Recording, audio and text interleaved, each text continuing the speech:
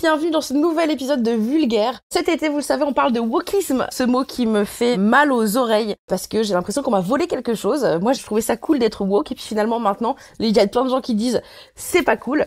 Et donc on va prendre tous ces mots et on va les décortiquer. J'avais pris la une d'un magazine probablement d'extrême droite, je me rappelle plus exactement lequel, mais en gros, il y avait tout un tas de mots et dans les mots qu'il y avait, eh bien, il y avait le mot validisme. Et je me suis dit qu'on allait en parler et aujourd'hui, j'ai la chance de discuter aujourd'hui avec Céline Extenso. Bonjour Céline. Bonjour. Alors Céline, on est à distance, car tu es dans je ne sais pas quelle ville d'ailleurs. Je suis à Nancy. Ah bon, il paraît qu'ils ont eu un problème de tram à Nancy. Ouais, le tram ici est mythique. Enfin, était. Il vient de décéder le mois dernier. Ils repartent sur un nouveau grand projet. C'est une épopée. Il paraît qu'ils avaient fait à la base tous les rails et tout ça, et le tram ne rentrait pas dedans. Tout en dépit du bon sens, ouais. Incroyable. Bon, en tout cas, on n'est pas là pour parler de ça. Aujourd'hui, on est là pour parler de validisme. Et s'il y a bien un truc qui, moi, me surprend vraiment, c'est que on considère que le validisme rentre dans la catégorie du wokisme, enfin, de l'anti-validisme. Bon, bref. C'est quoi le validisme, Céline? Alors, le validisme, c'est l'oppression qui est subie par les personnes handicapées, à l'image du sexisme, du racisme et de tous les ismes du même genre. Et ouais, moi je me souviens de cette une dont tu parlais et en fait j'étais presque contente de voir le validisme cité comme du wokisme. Tellement le validisme, on n'en parle jamais dans les C'est vrai, luttes. pourquoi? Parce que le validisme, en fait, c'est une lutte beaucoup plus récente que les autres. Le handicap a pas été traité comme un sujet politique pendant très longtemps en France. Et on en est encore au début. Et en fait, on commence seulement à inquiéter les sphères de droite et autres. Mais pourquoi? Ça fait intrinsèquement partie du validisme. On est perçu, nous, personnes handicapées, comme des petites choses fragiles et inoffensives. Et nous considérer comme ça, c'est un peu une façon de nous faire taire. C'est seulement depuis quelques années qu'on s'organise entre nous et qu'on commence à faire du bruit. Et voilà, et on commence à entendre parler vraiment de validisme et on commence à nous regarder un peu avec plus de suspicion. D'un côté, c'est intéressant pour nous, tu vois, que il faut qu'on existe un peu de cette façon-là aussi parce que tant qu'on dérange pas, t'obtiens rien, quoi. Toi, tu te considères comme woke? Ça n'existe pas, woke. Woke, c'est un concept d'extrême droite qui désigne le progrès social, quoi. Enfin, donc, si c'est ça, oui, j'espère que je suis woke. Enfin, évidemment, j'ai vachement progressé sur toutes les questions sociales par rapport à il y a 20 ans. Enfin, j'ai 43 ans. Ouais, en 2000, par rapport à aujourd'hui, j'étais pas woke. Mais, enfin, je sais pas, c'est un truc hyper positif d'apprendre sur les différentes situations et les différents problèmes sociaux qui se posent dans notre société et de lutter contre ça. Enfin, je vois vraiment pas le problème.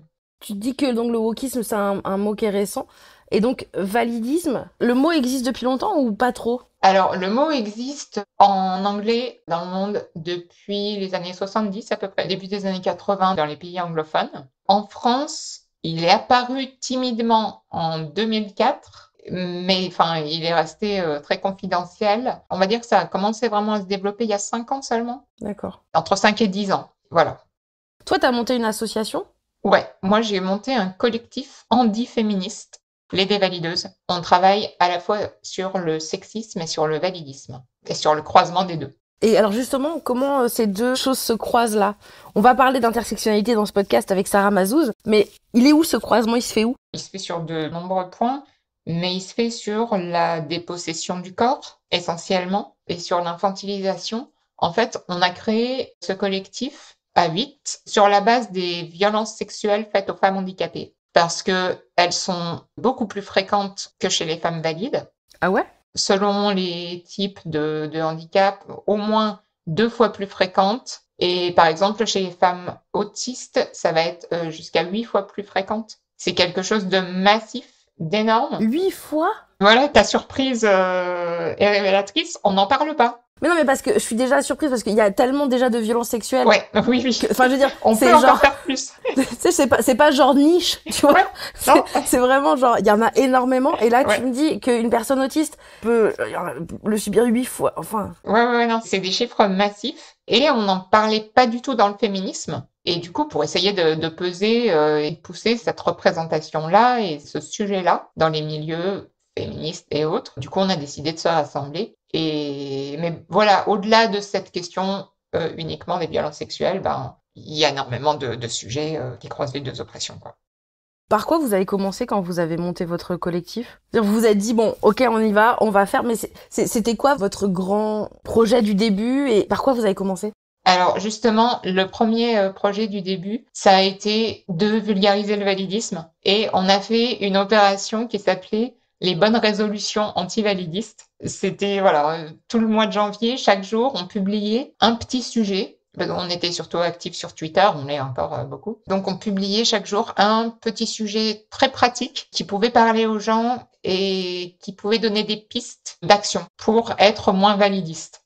Donc, prendre conscience du validisme qui opère dans tous les domaines de la vie et pour tous les types de handicap et sur le plan juridique, médical. Bon, c'est très, très divers. Et du coup, avec ces 31 bonnes résolutions, on arrivait Il y en a beaucoup, il y en a beaucoup. Voilà, on pourrait en faire 365 jours par an, malheureusement. Mais voilà, on donnait déjà une idée assez simple pour le public qui ne connaissait pas le validisme. Et c'est un truc qui tourne encore aujourd'hui. Alors, c'était il y a 4 ans. Et aujourd'hui, on se dit qu'on le ferait déjà nous-mêmes, plus du tout comme ça. Ah. On est sûrement encore plus woke qu'il y a 4 ans. On était toutes assez débutantes dans le militantisme et dans tout ça. Mais voilà, c'est un support qui parle bien aux gens et qui est facilement... Et par exemple, tu peux nous en donner de ces bonnes résolutions et actualiser avec ta vision d'aujourd'hui?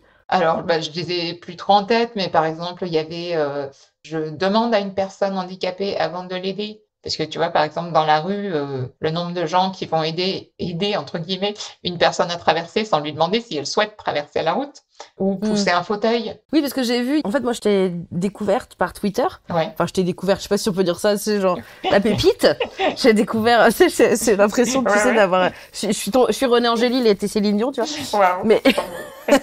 Et en même temps, donc j'ai vu tout ce mouvement de personnes handicapées qui mettaient des pics sur leur oui, sur les poignets parce qu'en fait tous les gens en ont marre qu'on les balade en fait comme une poussette quoi. Ouais, c'est ça. Les valides s'imaginent qu'une personne handicapée dans l'espace public a forcément besoin d'aide. Si elle est toute seule, moi j'ai des auxiliaires de vie, donc je suis toujours avec une personne valide, plus ou moins avec moi, et du coup les gens interviennent peu vers moi. Par contre, si je suis toute seule, les gens viennent me voir. Vous avez besoin d'aide dans le meilleur des cas, mais ça inquiète, tu vois. Enfin, on n'est pas des adultes, quoi. On est des petites choses fragiles à guider, à protéger, à aider. C'est très, très étrange. À quel moment, toi, par exemple, ce type de réaction que j'imagine t'as dû vivre quand même un peu, j'imagine, j'en sais rien en fait, si t'as vécu ça toute ta vie ou pas. Oui. À quel moment t'as commencé à réagir et à dire que c'était pas ok?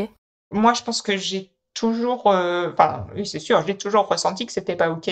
Mais comme le validisme n'existait pas dans mon esprit, je réagissais juste à titre individuel. Et c'est vraiment avec Internet, les réseaux sociaux, la mise en commun avec d'autres, que depuis quelques années, j'ai pu réagir de façon plus politique et mettre de la théorie derrière tout ça, quoi. Mais j'ai toujours protesté, quoi. Ouais, t'as toujours dit c'est pas ok. Ouais. En 2004, j'ai créé un blog. À l'époque où tout le monde créait un blog. Hein. Tu peux dire c'était un Skyblog, tu peux le dire. Non, c'était pas Skyblog. J'ai commencé les blogs avant Skyblog même. Si oh tu veux. Wow, ok. Et ouais. Et du coup, je racontais déjà un peu toutes ces histoires-là, mais je les racontais avec beaucoup d'humour. Et je le fais toujours, hein, mais mon ton a quand même vachement évolué depuis.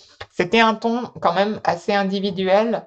Et je dénonçais, mais vraiment, je manquais du concept de validisme pour pouvoir dire c'est pas ok parce que ça appartient à toute cette théorie qui veut que je suis un petit être inférieur. Et le validisme, du coup, à quel moment ça arrive dans ta vie, en fait? Enfin, le validisme, le concept, l'idée, le fait d'être ensemble et de te dire, en fait, ce que moi je ressens, c'est pas juste moi toute seule. Et c'est peut-être plus quelque chose de général et on peut s'organiser, quoi.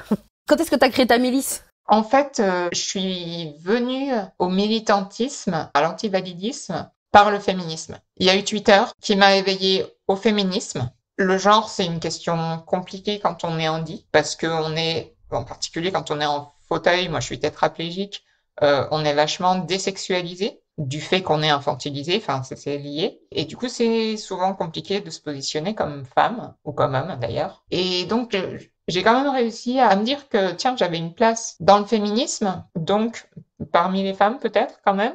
Et ma parole au sein du féminisme, ça a été de témoigner de mon handicap. Tu vois, j'ai vu toute Ouais. l'étendue des expériences de ce qu'est être une femme, même si justement il n'y en a pas de définition. Et je me suis dit, tiens, être une femme handicapée, c'est un truc. Ça peut être intéressant d'analyser ça sous ce prisme-là. Et petit à petit, ben, le côté être une femme handicapée a laissé place à déjà être handicapée, qu'est-ce que c'est socialement, quoi. Et qu'est-ce que c'est socialement alors? Ah bah c'est la galère, hein. Pour moi, l'expérience essentielle, c'est être infantilisé et isolé, ségrégué physiquement du fait de l'accessibilité. Après, il y a vraiment toutes sortes d'expériences selon les handicaps, quoi. Le validisme peut prendre des formes différentes. Par exemple, les personnes psychiatrisées qui ont des problèmes cognitifs, intellectuels, subissent un validisme qui est souvent beaucoup plus hostile, sous forme d'un rejet beaucoup plus direct. C'est elles qui vont plutôt se faire insulter, se faire exclure, on va les considérer comme violentes, alors qu'au contraire, c'est elles qui subissent le plus de violence. Moi, en tant que personne tétraplégique, je ne sais pas si c'est un bien ou un mal, mais j'incarne la leçon de vie. Vraiment, la personne handi qu'on aime. Mignonne, en fauteuil, qui fait pas de vagues. Mais est-ce que ça vient par exemple d'un film comme Intouchable? Ouais, T'as vu un changement après Intouchable? ouais. Mais il y a déjà eu le Téléthon avant. Le Téléthon, c'est un enfer aussi. C'est 100% de charité, de pitié. Donc, il y a déjà eu le terrain bien préparé par le Téléthon. Et ouais, Intouchable, ça a été aussi un tournant. Le handicap est devenu ouais, plus bankable, plus cool, quoi. C'est que de façade. Et ben absolument, il n'y a aucune remise en question derrière. Et c'est un peu de la fétichisation, quoi. C'est... Juste pour les gens qui nous écoutent et qui se disent, ça correspond à quoi précisément tétraplégique? En fait, j'ai une myopathie, donc je peux pas bouger. Tétraplégique, c'est quand tu peux bouger ni les jambes ni les bras, ou très peu. Et sur Twitter, j'ai vu que tu prenais un sirop. Un nouveau truc. Moi, j'ai suivi tous Ouais. tes progrès. T'es au taquet.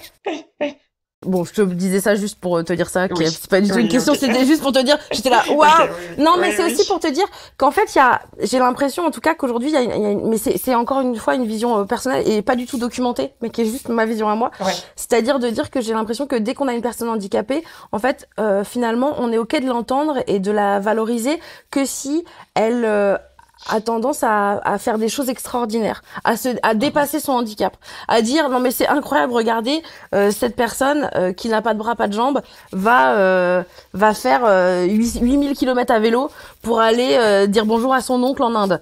Enfin il y a un truc un peu comme ouais. ça. Ouais, il y a une figure de la personne handicapée qui doit être utile aux valides, qui doit faire du bien aux valides. Mm. Il y a à la fois un côté repoussoir, genre oh là là, moi, heureusement, moi, je suis pas comme ça. Ça, c'est tous les gens qui vont nous souhaiter bon courage et nous dire oh là là, à ta place, moi, je pourrais pas. Bah si, en fait, enfin, si on peut, tout le monde peut. Enfin, et cette façon de nous mettre sur un piédestal, c'est aussi nous mettre à distance, dire ouais, c'est pas ma vie, quoi, c'est autre chose. Et puis, il y a aussi ouais, ce côté exigeant.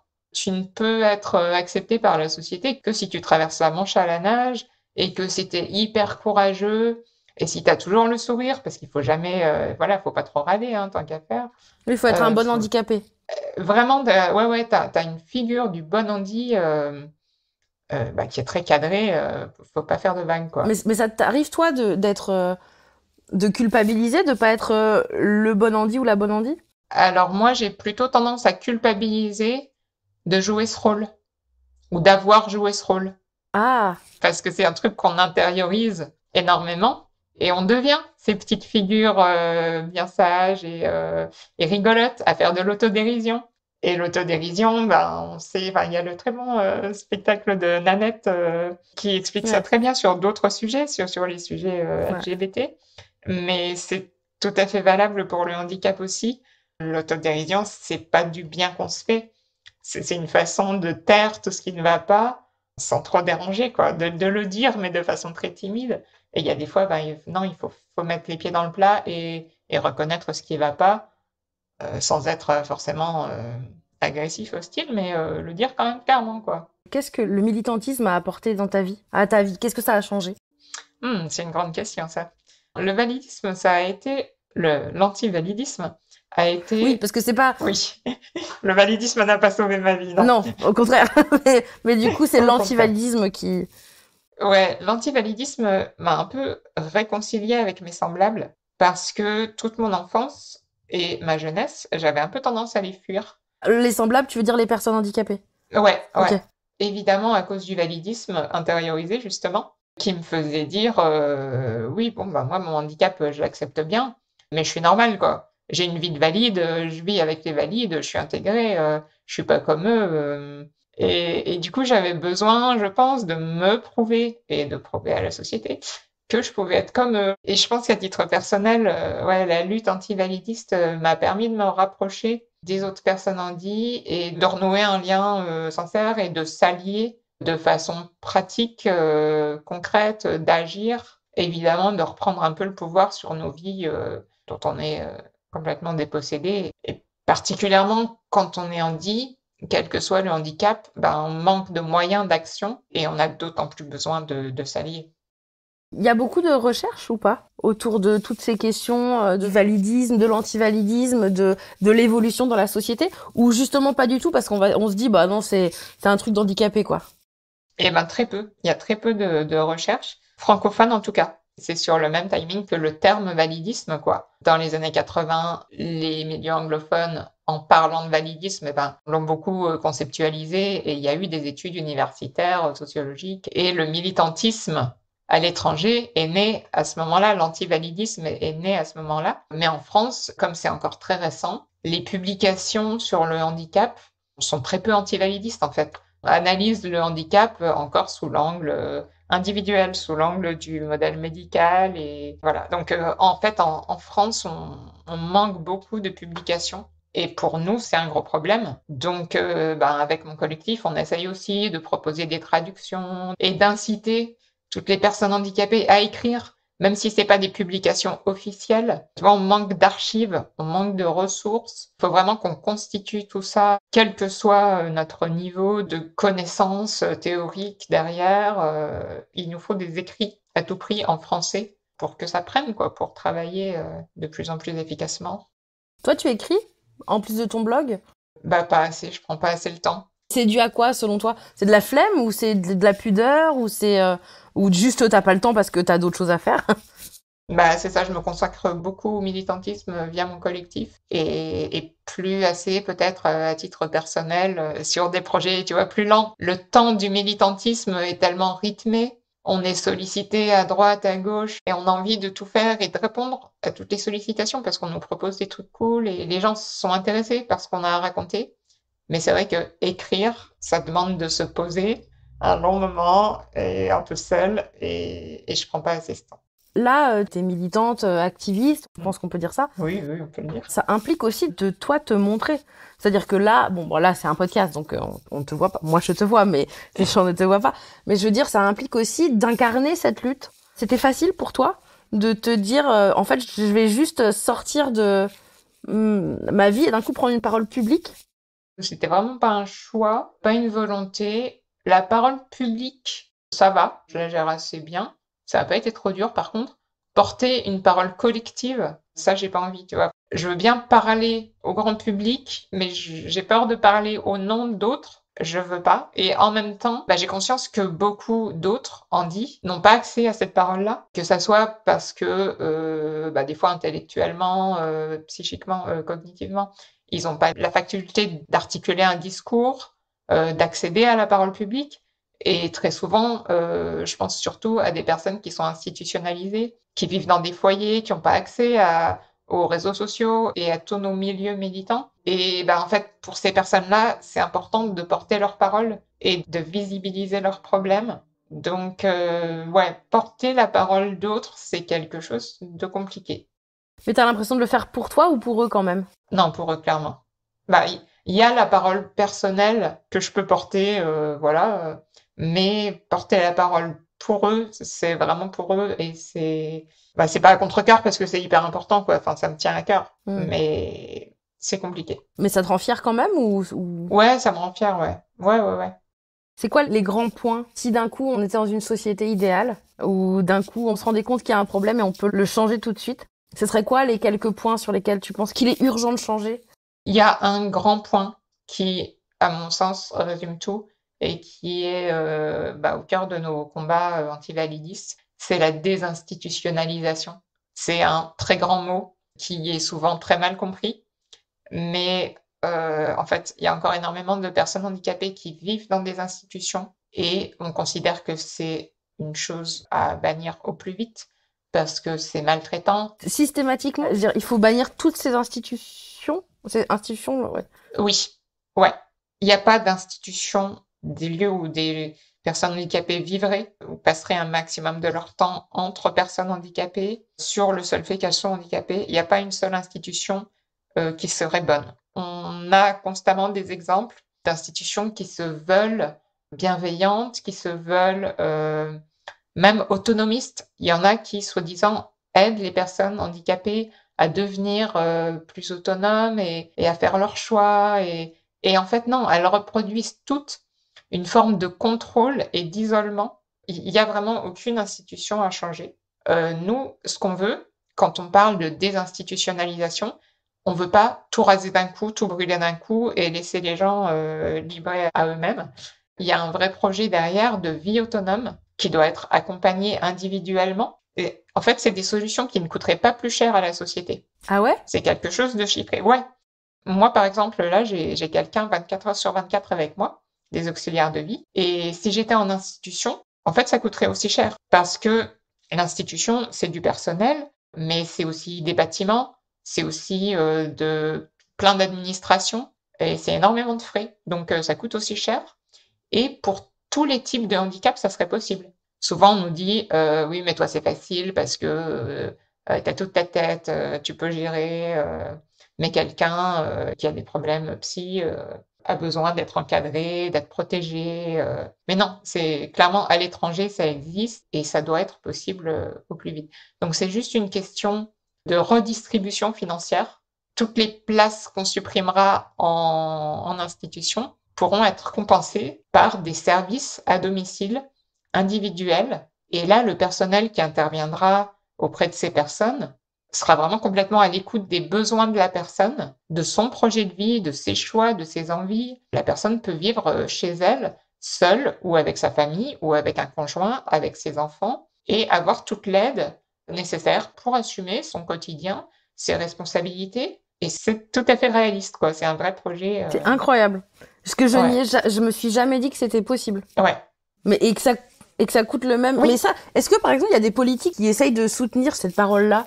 Très, très peu. Très, très peu. On essaye de pousser, mais même à gauche, il reste un espèce de paternalisme sur les personnes handicapées qui peuvent pas être maîtresses de leur destin et qui doivent être protégées, quoi. Donc attends, donc il y a cette première idée, Ouais. donc qu'éventuellement il faut désinstitutionnaliser tout le monde.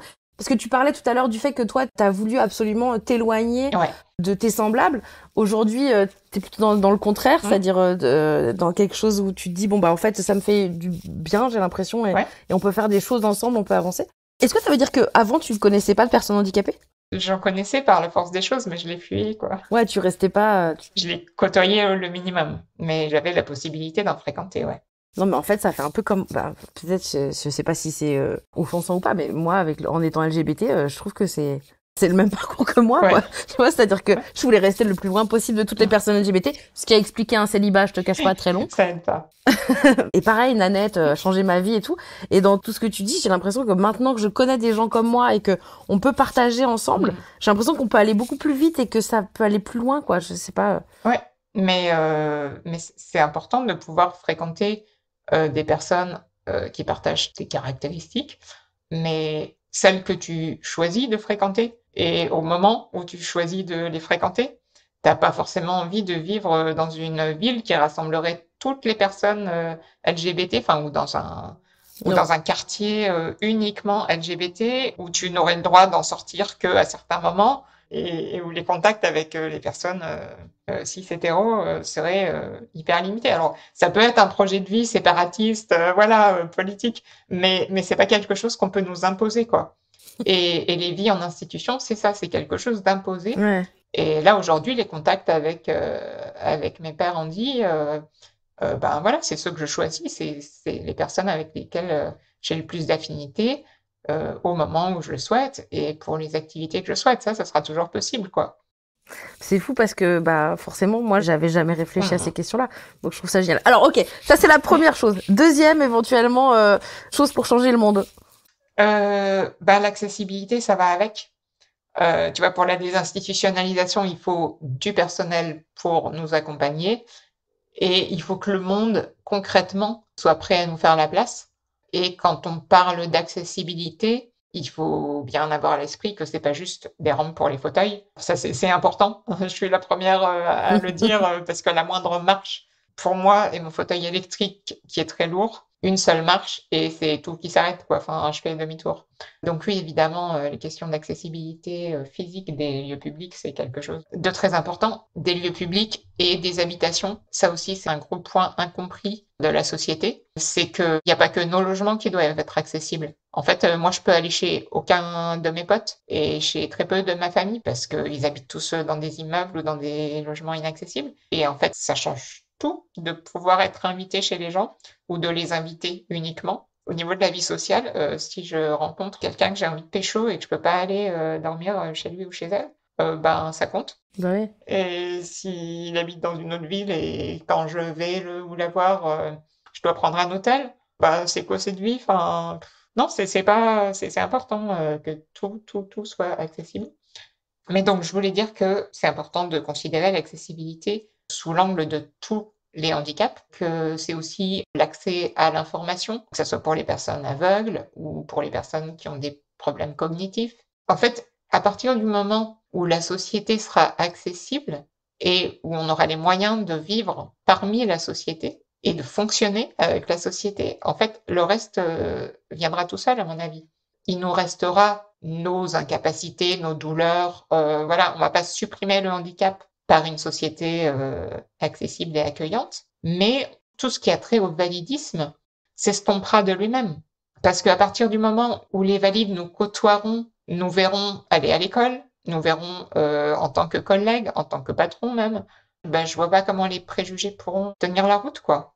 En t'écoutant, je me dis, en fait, on prend les personnes handicapées, on les institutionnalise, donc en fait, on les range, comme tu nous as dit, dans des endroits avec des gens avec qui ils n'ont pas forcément envie d'être, etc. Voilà. Le monde n'est pas accessible, donc en fait, à la moindre marche, comme tu dis, c'est pas... Est-ce que c'est une façon de faire en sorte qu'on ne voit pas les personnes handicapées? Ah oui, oui, clairement. Clairement, le validisme, c'est pas juste une négligence, il y a une vraie volonté de la société de nous mettre à l'écart. Sincèrement, tu le penses? Oui, je pense. Alors, une volonté de plus ou moins consciente, hein. Évidemment, c'est pas des gens qui disent ha ha ha. Mais clairement, il y a ça dans l'esprit. Les gens n'aiment pas déjà faire des efforts pour changer leurs habitudes normées et normales, mais on incarne aux yeux des gens une situation désagréable qu'ils n'ont pas envie de vivre. Et s'ils ne nous ont pas sous les yeux, ils peuvent se permettre d'oublier qu'eux aussi vont vieillir, qu'eux aussi peuvent avoir un accident et peuvent être malades. Et voilà, il y a un côté très déni dans cette politique qui nous met à l'écart, alors que la santé, au sens large, c'est quelque chose qui concerne absolument tout le monde, quoi. Il y a vraiment dans le validisme un truc de catégorisation. Il y a eux, les handicapés, et il y a nous. Alors que c'est un spectre, quoi, vraiment. Tout le monde peut avoir des problèmes de santé à un moment donné ou un fonctionnement différent pour X raisons, de façon temporaire ou définitive, ou dans son entourage. Enfin, c'est quelque chose de tellement flou comme définition, le handicap, quoi. Mais en gros, c'est encore quelque chose qui vient défier la norme, en fait. Ah oui, complètement. Il y a la norme médicale qui définit ce qu'un corps est censé pouvoir faire pour être considéré comme humain. C'est hyper intéressant parce que vraiment, donc là, c'est la 4e interview que je fais. Et c'est assez fou de constater que finalement, tout est lié. Mais oui. Tu vois, je le savais. Mm. Voilà, parce que je le Ouais. savais. Mais en fait, de constater que c'est les mêmes mots qui reviennent, que c'est les mêmes types de phrases, que c'est les mêmes... Alors, les besoins sont différents, Bien sûr. évidemment. Mais finalement, quand tout est lié, quoi. Et je trouve ça incroyable. Ouais. Je trouve ça fou. Bref. Est-ce qu'il y a quelque chose dont on n'a pas parlé, dont tu te dis, ah, ça serait bien qu'on en parle? Éventuellement, on peut parler de la pandémie qu'on vient de traverser, parce que ça a été un gros révélateur de validisme, en fait. Au moment où le Covid a débarqué, il y a eu un moment assez bref où on s'est dit, ça va peut-être faire évoluer les choses, parce que les gens, justement, prennent conscience que ces problèmes de santé peuvent concerner tout le monde, fragile ou pas. Au début, tout le monde avait peur, tout le monde devait se protéger. Tout le monde a dû trouver des solutions pour s'adapter à l'impossibilité de sortir de chez soi. Les entreprises ont proposé du télétravail, tout d'un coup, c'était possible. Il y a eu des livraisons de courses, plein de systèmes qui se mettaient en place et de la solidarité aussi, pas uniquement, mais quand même. Et on s'est dit, OK, la santé devient un sujet sur le devant de la scène. Bon, c'est intéressant. Mais en fait, rapidement, toutes les personnes valides ont voulu retrouver au plus vite leur quotidien normal. On peut les comprendre d'en avoir envie, hein, évidemment. Mais suite à ça, il y a eu un espèce de backlash qui fait que les personnes handicapées ou malades ou fragiles ont été d'autant plus mises à l'écart et désignées comme les empêcheurs de tourner en rond. Parce que aujourd'hui, le Covid n'a toujours pas disparu et on doit toujours se protéger. Et on nous fait passer pour des emmerdeurs, il faut le dire. Et il n'y a plus aucune attention sur les personnes les plus fragiles. Il n'y a plus aucune conscience du fait qu'on est tous fragiles aussi. Et les gens refusent encore plus de faire des efforts. Et il y a un discours eugéniste. Ça veut dire quoi, eugéniste? Eugéniste, c'est vraiment l'idée que nos vies ne valent pas d'être vécues et qu'il y a certaines vies qu'on peut perdre, quoi. C'est OK de nous laisser mourir. Concrètement, au début du Covid, quand les réa étaient surchargés, on parlait très tranquillement de tri des patients. Il y a ceux qu'on voulait bien sauver et ceux qu'on pouvait laisser mourir. Et aujourd'hui, 3 ans après, il y a toujours... Alors, il n'y a plus ce problème de surpopulation des réa, plus de façon aussi frontale, mais il y a toujours ce discours qui traîne. Si t'es fragile, quoi. C'est pas mon problème, voilà, quoi. Et ça, c'est un truc qui a vraiment explosé et qui a fait se sentir très très mal beaucoup de personnes malades. Et il y en a beaucoup qui se sont informés et rapprochés des milieux antivalidistes suite à ça, justement, parce que le sentiment d'isolement et de violence était extrêmement fort. Et il y a quelque chose qui a émergé de ça entre nous, quoi. En fait, j'ai l'impression qu'il y a plein de gens qui disent grosso modo, on s'en fout un peu, on va vous trier et si on vous perd, c'est pas grave. Et en même temps, en fait, je comprends pas pourquoi on a peur des handicapés si on estime qu'ils valent rien. Les gens n'ont pas peur des handicapés, les gens ont peur d'être handicapés. Je pense que notre existence est surtout le reflet de ce qui pourrait devenir. Je pense que c'est surtout ça. Les gens n'ont pas peur de nous en tant que personne. Oui, moi, par exemple, je me sens très en sécurité à te parler, là. Tu dis c'est parce que je suis loin. Oui, c'est ça, c'est parce que c'est Internet. Donc tu penses que c'est ça, c'est cette peur. Et en fait, en gros, en ne faisant rien peut-être pour faciliter la vie des personnes handicapées, finalement, on éloigne le problème et on éloigne la peur qu'on a, nous, d'être dans cette situation, quoi. Ouais, je pense qu'il y a un côté vraiment repoussoir et c'est ce qu'on incarne comme problème possible qui fait nous rejeter, ouais. Non, mais tu détestes pas le reste du monde, en fait? Ah si, tellement. J'ai les allumettes dans la poche, je suis prête à tout cramer, hein. Vraiment de plus en plus, quoi. Ah ouais, mais je crois que moi, j'en sais rien, en fait, je dis ça. Ouais, Ça me donne envie de détester tout le monde, quoi. Ouais, non, c'est compliqué d'être militante et de garder la pêche. Je t'avoue que plus tu mets le nez dans tout ça, plus tu essayes de comprendre. Mais je pense que c'est pareil pour toutes les oppressions, quoi, hein. Toutes les femmes qui se sont éveillées au féminisme ces dernières années avec la grosse vague qu'on a connue récemment, disent c'est plus possible de faire comme avant, de faire comme si on voyait plus. On commence à ouvrir les yeux, à mettre le nez sur les problèmes. Et on peut plus relationner avec des mecs cis comme avant et accepter tout ce qu'on acceptait avant. Et le validisme, c'est pareil. Plus on lutte, plus on le voit, et moins on peut accepter. Mais c'est bien. C'est dur. C'est une colère qui prend de l'énergie, mais qui est complètement nécessaire et en même temps qui donne de la force. Donc c'est fatigant, mais c'est bien et on va continuer. Merci Céline. Merci Marine. C'était super. On peut te retrouver sur les réseaux? Ouais. Je te laisse parler de tes projets et pour dire aux gens d'aller suivre, d'aller soutenir, d'aller filer. On peut filer de la thune quelque part, non? Je sais pas. Ah ouais, on peut filer de la thune aux dévalideuses. Alors voilà, bon, filons de la thune aux dévalideuses. Je te laisse nous expliquer comment on peut faire. Et ben voilà, les dévalideuses, donc on peut nous retrouver beaucoup sur Twitter. On a un site, on peut adhérer aux dévalideuses uniquement en soutien financier ou s'impliquer pour nous donner des coups de main sur différentes actions. On a plein de projets en cours. Voilà. On est d'accord, c'est pas que pour des personnes handicapées. Non, Tout le monde peut. Tout le monde peut. L'équipe de membres actives, on est uniquement des meufs handicapées, mais il y a aussi des adhérents de soutien qui peuvent nous soutenir comme le nom l'indique. C'est quoi la souscription minimum? C'est 10 €. Ok. Voilà. Je dis pour les gens. Oui, merci. Et puis voilà, il faut aussi relayer un maximum notre parole. Ça coûte rien et ouais, on a vraiment besoin de cette visibilité, max. Et on a besoin d'actes aussi, parce que depuis 4 ans que le collectif existe, on a eu beaucoup de retours très positifs. Les gens nous invitent dans leurs événements et les gens oublient un peu de prévoir l'accessibilité, par exemple, dans leurs événements. Oui, j'avais vu une fois, on t'avait invité à parler sur un truc où il y avait un escalier comme ça, ils disaient non, mais c'est accessible. Ils avaient mis une planche. Là, faut quand même monter, quoi. Voilà, on est un peu amer parfois de voir l'écart entre les discours et les actes. Donc, voilà. Et donc, ton Twitter, c'est... Mon Twitter, c'est Céline Extenso. J'ai un blog qui s'appelle Céline Extenso aussi. Hein, Voilà, un livre de cuisine qui s'appelle Céline Extenso. Enfin, pas encore, mais je vais y travailler cet été peut-être. Merci d'avoir été dans Vulgaire. Eh ben, merci pour l'invitation. Merci 1000 fois d'avoir pris le temps de venir nous éduquer un petit peu, nous apprendre des choses et d'avoir pris ce temps. Merci 1000 fois. Et on se retrouve dans Vulgaire très bientôt. Et merci d'avoir été là, Céline. Merci.